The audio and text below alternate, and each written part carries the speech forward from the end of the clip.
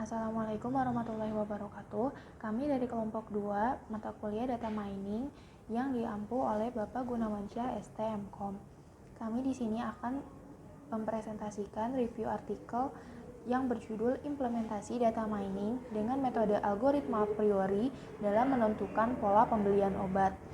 Artikel ini ditulis oleh Robianto dan juga Riri Khoiriah dari Sistem Informasi STMIK Bina Nusantara Jaya Lubuk Linggau. Kami beranggotakan 5 orang. Yang pertama, saya sendiri Nerissa Arfiana Ridwan dengan NPM 21131911005, dan yang lainnya yaitu Hanif Ihsan Al-Hafid dengan NPM 21131911013, yang ketiga Yelsa Lispianti Rahayu dengan NPM 21131911106, Azarin Benita Suciani dengan NPM 21132011084, dan yang terakhir Adila Dwi Putri dengan NPM 21132011092. Untuk acara selanjutnya, kami persilahkan untuk rekan-rekan saya membacakan materi yang selanjutnya. Assalamualaikum warahmatullahi wabarakatuh. Perkenalkan, saya Azarin Benita Suciani dengan NPM 21132011084. Data mining merupakan teknologi baru yang sangat berguna untuk membantu perusahaan-perusahaan menemukan informasi yang sangat penting dari gudang data. Data mining atau pencarian pengetahuan dari data yang mengekstrak secara otomatis pola atau pengetahuan yang menarik atau tidak sederhana, tersembunyi, tidak diketahui sebelumnya, atau bisa juga berpotensi berguna dari data yang jumlahnya yang sangat besar dengan melalui proses penggunaan algoritma dan teknik yang melibatkan bidang ilmu statistik, mesin pembelajaran, dan sistem manajemen database. Data mining juga memiliki beberapa keuntungan. Berikut adalah beberapa keuntungan dari data mining. Yang pertama, ada perusahaan fokus ke informasi yang berharga di data warehouse atau di database-nya. Kemudian, keuntungan dari data mining yaitu meramalkan masa depan. Dalam artian, perusahaan dapat mempersiapkan diri. Data mining memiliki beberapa nama alternatif. Berikut adalah beberapa nama alternatif dari data mining. Yang pertama ada Knowledge Discovery Mining in Database atau KDD. Yang kedua ada Knowledge Extraction. Yang ketiga ada Data atau Veteran Analysis atau Data Arkeolog. Yang keempat ada Data Dredging. Yang kelima ada information harvesting, dan yang terakhir ada business intelligence. Model dalam data mining terbagi menjadi dua, yaitu model verifikasi dan model knowledge discovery. Model verifikasi yaitu menggunakan pendekatan top-down dengan mengambil hipotesa dari user dan memeriksa validitas kebenarannya dengan data sehingga terbukti kebenaran hipotesa tersebut. Sedangkan untuk model knowledge discovery menggunakan pendekatan bottom up untuk mendapatkan informasi yang sebelumnya tidak diketahui. Model ini terbagi menjadi dua, yaitu directed knowledge discovery dan undirected knowledge discovery. Tahapan proses dalam data mining terbagi menjadi 5. Yang pertama ada seleksi data, yang kedua ada pre-processing atau cleaning atau pemilihan data, yang ketiga ada transformasi data, yang keempat ada data mining, dan yang terakhir ada interpretasi atau evaluasi. Yang pertama, seleksi data. Pemilihan atau seleksi data dari sekumpulan data operasional perlu dilakukan dalam tahap sebelum menuju ke penggalian informasi dalam KDD dimulai. Data hasil seleksi yang akan digunakan untuk proses data mining tersebut disimpan dalam satu berkas terpisah dari basis data operasional. Yang kedua ada pre-processing atau cleaning atau pemilihan data. Sebelum proses ke data mining dimulai, perlu dilakukan proses cleaning pada data yang menjadi fokus di KDD. Proses cleaning mencakup antara lain membuang duplikasi data, memeriksa data yang inkonsisten, coding adalah proses transformasi pada data yang dipilih, kesalahan pada data tersebut, serta kesalahan cetak atau tipografi. Proses coding juga dilakukan proses enrichment, yaitu proses memperkaya atau data yang sudah ada dengan data atau informasi lain yang relevan untuk diperlakukan, yaitu proses data mining data atau informasi yang proses mencari pola atau informasi yang menarik dalam data terpilih dengan menggunakan teknik atau metode tertentu. Teknik, metode, atau algoritma dalam data mining sangat bervariasi. Pemilihan metode atau algoritma yang tepat sangat bergantung pada tujuan dan proses KDD secara keseluruhan. Yang terakhir yaitu ada interpretasi atau evaluasi. Pola informasi yang dihasilkan dari proses data mining perlu ditampilkan dalam bentuk yang mudah dimengerti oleh pihak yang berkepentingan. Tahap ini merupakan bagian dari proses KDD yang disebut dengan interpretation. Tahap ini mencakup pemeriksaan apakah pola atau informasi yang ditemukan bertentangan dengan fakta atau hipotesa yang ada sebelumnya. Assalamualaikum warahmatullahi wabarakatuh. Perkenalkan, nama saya Adela Dwi Putri dari Teknik Informatika Angkatan 2020 dengan NPM 21132011092. Algoritma a priori. Algoritma a priori merupakan salah satu algoritma klasik data mining yang digunakan agar komputer dapat mempelajari aturan asosiasi, mencari pola hubungan antar satu atau lebih item dalam suatu dataset. Association rule yang dimaksud dilakukan melalui mekanisme perhitungan support dan confidence dari suatu hubungan item. Sebuah rule asosiasi dikatakan interesting jika nilai support adalah lebih besar dari minimum support, dan juga nilai confidence adalah lebih besar dari minimum confidence. Algoritma a priori ini akan cocok untuk diterapkan bila terdapat beberapa hubungan item yang ingin dianalisa. Pada tabel 1 adalah data transaksi pada periode Januari dan Februari pada tahun 2014, dilakukan akumulasi transaksi penjualan obat. Pada tabel 2, tabulasi data transaksi. Pada data transaksi penjualan obat dibentuk tabel tabular yang akan mempermudah dalam mengetahui beberapa banyak item yang dibeli dalam setiap transaksi. Saya Hanif Iksana Halapid dengan NPM 211391013. Pada pembentukan item set 1, berikut ini adalah penyelesaian berdasarkan data yang sudah disediakan pada tabel 2 tadi. Proses pembentukan C1 atau disebut dengan satu item set dengan jumlah minimum support 40%. Dengan rumus support A sama dengan jumlah transaksi yang mengandung A dibagi total transaksi. Support A yang ada di rumus ini adalah nama salah satu dari item tabel transaksi. Jadi support amoxicillin sama dengan jumlah transaksi yang mengandung amoxicillin dibagi total transaksi. Jika dilihat dari tabel sebelumnya, jumlah transaksi yang ada pada amoxicillin ini adalah 12 dari total transaksinya 20.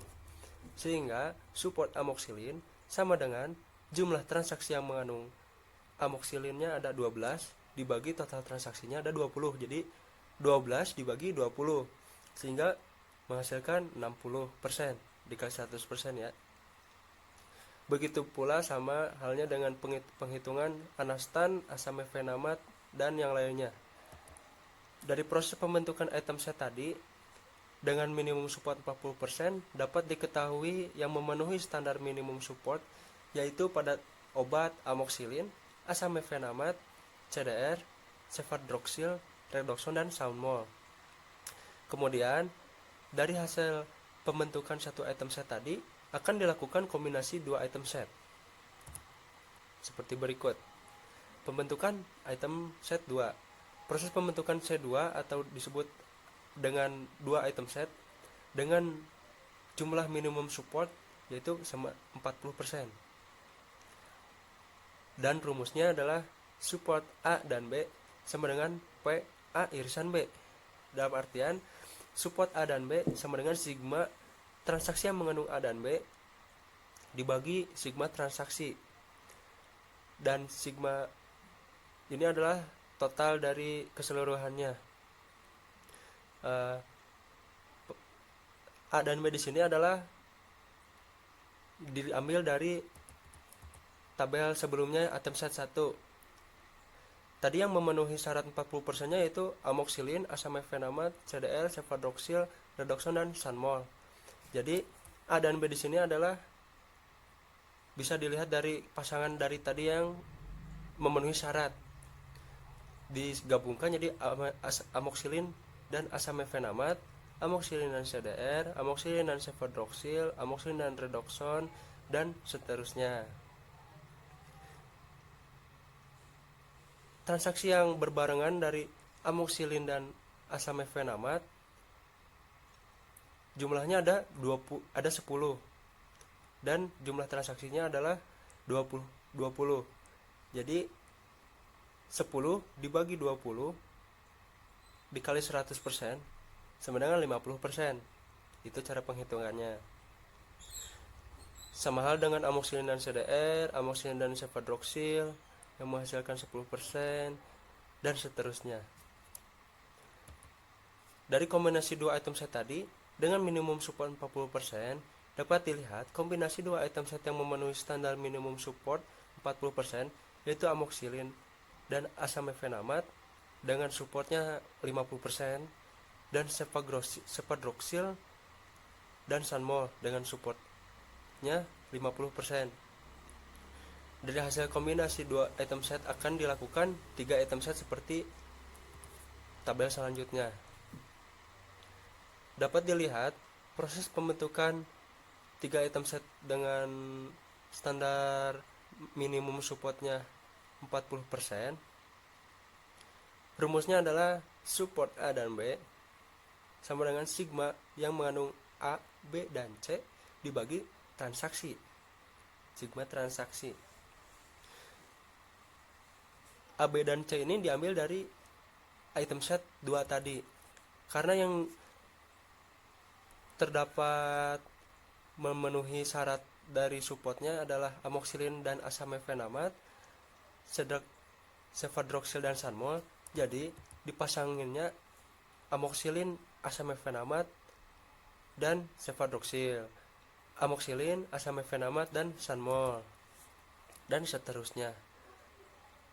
Dari transaksi yang berbarengan antara amoxicillin, asam mefenamat, dan cefadroxil, dari seluruh transaksinya ada 2. Dan dari total seluruh transaksinya ada 20. Jadi 2 dibagi 20 dikali 100%. Dan menghasilkan supportnya hanya sebesar 10%. Dan dari pembentukan item set ini tidak ada yang memenuhi syarat supportnya. Kan minimum supportnya 40%. Karena kombinasi 3 item setnya tidak ada yang memenuhi syarat dan supportnya di bawah 40%, maka kombinasi 2 item set yang memenuhi untuk pembentukan asosiasi. Jadi pembentukan asosiasinya menggunakan item set 2 tadi. Yang terdapat amoxicillin dan asam mefenamat dengan supportnya 50% dan cefadroxil dan sanmol dengan pembentukannya supportnya 50%. Itu yang akan digunakan untuk pembentukan asosiasi. Assalamualaikum warahmatullahi wabarakatuh. Nama saya Yoselis Peti Rahayu dengan NPM 2113191106. Di sini saya akan menjelaskan tentang pembentukan aturan asosiasi. Setelah semua pola frekuensi tinggi ditentukan, barulah dicari aturan asosiasi yang memenuhi syarat minimum untuk confidence dengan menghitung confidence aturan asosiasi dari A menuju B. Nilai minimum confidence-nya yaitu 70%. Nilai confidence dari aturan A menuju B diperoleh dalam tabel berikut. Berdasarkan tabel 6 tersebut, obat yang sering dibeli oleh konsumen yaitu asamefenamat, Sanmol, amoxicillin, dan sapadrosil. Dengan diperolehnya data tersebut, maka perusahaan dapat menyusun strategi pola pembelian obat untuk menjaga ketersediaan obat.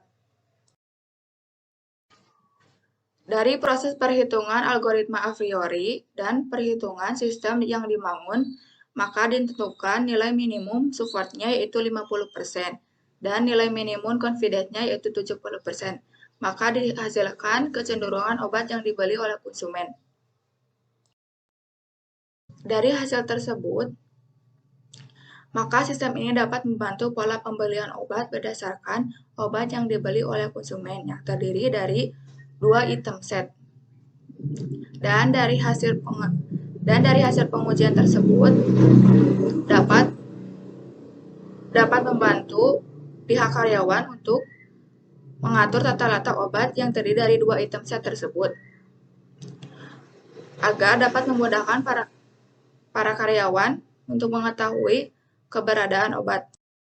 Diagram konteks atau disebut juga dengan model sistem fundamental mempresentasikan seluruh elemen sistem sebagai sebuah bubble tunggal dengan data input dan output yang ditunjukkan oleh anak panah yang masuk dan keluar secara bertahap.